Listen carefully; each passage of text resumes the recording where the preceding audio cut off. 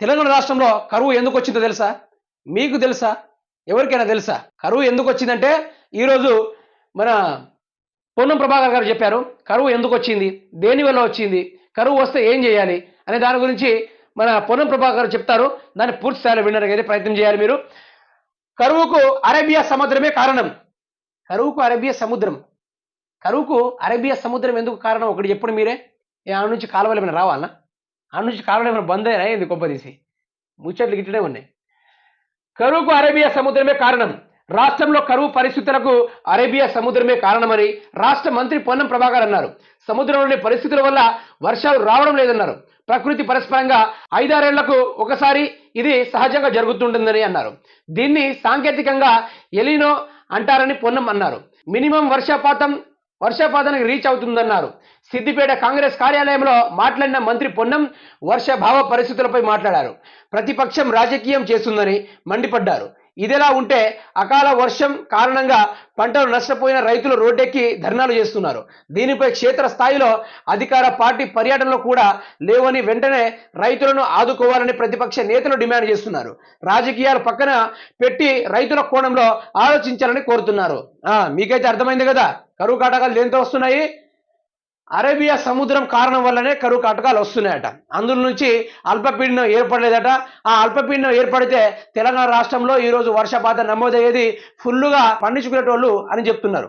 మరి సరే వర్షాలు పడలేదు, మీరు అన్నట్టుగానే వర్షాలు పడలేదు, అరేబియా సముద్రము సహకరించలేదు. మరి దీనికి తగ్గట్టు మంత్రి పొన్నం గారు మరి మీరు ఒక పదవిలో ఉండి రాష్ట్ర రైతాంగం వారు పంట నష్ట పరిహారం కానీ లేకుంటే రైతాంగం వారిని దగ్గరికి వెళ్ళి పరామర్శించడం కానీ జియో 46 బాధితుల గురించి మీరు ముఖ్యమంత్రికి చెప్పడం కానీ లేకుంటే రాష్ట్రంలో జరుగుతున్న సాగునీటి కోసం పోట్లాడుతుంటే వాటిపైన మీరు స్పందించకుండా ఎలక్షన్ల పైన ఇంకా గత ప్రభుత్వం పైన ఏడుస్తూ ఉంటే మరి తెలంగాణ రాష్ట్ర ప్రజలు ఏమైపోవాలి? మంత్రి పొన్నం ప్రభాకర్ గారు ఏమైపోవాలి? అటు సీఎం రేవంత్ రెడ్డికి ఎట్లనో సోయలేదు, మీకు కూడా సోయలేదా? రాష్ట్ర ప్రజలంటే సోయలేదా? మీకు ఓట్లేసినప్పటికీ తెలంగాణ రాష్ట్ర ప్రజల్ని పట్టించుకోకుండా ఎందుకు ఇట్లా ఎలక్షన్ల మీద తొడలు కొట్టుకుంటూ సవాలు విసురుకుంటూ తిరుగుతున్నారు? గత ప్రభుత్వం మీద ఇంకెన్ని రోజులు ఇలాంటి ఆరోపణలు చేసుకుంటూ ఉంటారు? గత ప్రభుత్వాన్ని రేవంత్ రెడ్డి ప్రభుత్వం అయినా వారి కింద మంత్రులు కూడా అందరూ ఈరోజు అధికారంలో ఉన్నారు, ప్రతిపక్షం లేరు.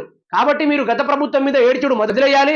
ఇప్పుడు రాష్ట్రాన్ని ఎట్లా నడపాలి, రాష్ట్ర ప్రజల్ని ఎట్లా ఆదుకోవాలి, రాష్ట్ర రైతాంగం వారికి ఎట్లా నీళ్ళు ఇవ్వాలి, అలాంటి ఆలోచన చేయాలి. నీళ్లు పడకుంటే వర్షపాతం నమోదు కాకుంటే అక్కడ వాళ్ళ దగ్గరికి వెళ్ళి పంట పొలాలను చూసి వాళ్ళ పంట పొలాలు ఏ విధంగా ఉంది, వారి స్థితికి ఉంది, వారికి నష్టపరిహారం ఇవ్వాలా, ఏం చేయాలా? లేదంటే మేము ఉన్నామని పొన్నం ప్రభాకర్ పోయి ఒక రైతు మీద చేసి నేనున్నా ఎందుకు బాధపడుతున్నావు, నేను నిన్ను చూసుకుంటా అని ఒక మాట అంటే ఏమైంది? మరి అధికారం ఎక్కించిందేమో రేవంత్ రెడ్డిని, పరామర్శించేదేమో గత ప్రభుత్వం వాళ్ళు కేసీఆర్ కేటీఆర్ వీళ్ళందరూ కలిసి హరీష్ రావు జగదీశ్వరరావు వీళ్ళందరూ కలిసి వీళ్ళు పంట పరిహార నష్టానికి పంట నష్టమైన వారందరి బాధితుల దగ్గర పోయి పరామర్శిస్తూ ఉంటే మా ముఖ్యమంత్రులు, మా రేవంత్ రెడ్డి గారు, మా మంత్రులు, మా ఎమ్మెల్యేలు మాత్రం ఫామ్ హౌస్లో పండుకున్నారో లేకుంటే ప్రెస్ మీట్లో పెట్టుడు బిజీ అయిపోయారో, తెలంగాణ రాష్ట్ర ప్రజల్ని ఆగం చేయట్లో బిజీ అయిపోయారో ఇక తెలియని పరిస్థితి. ఇదైతే కరెక్ట్ కాదు. మీరు గెలవాలనుకుంటే రాష్ట్ర రైతాంగం వారిని 100 రోజుల్లో పట్టించుకొని మీరు 5 సంవత్సరాలు ఏ విధంగా పట్టించుకుంటారు? ప్రజలారా ఇది మీకే అర్థం కావాలి. దయచేసి లోక్సభ ఎన్నికల్లో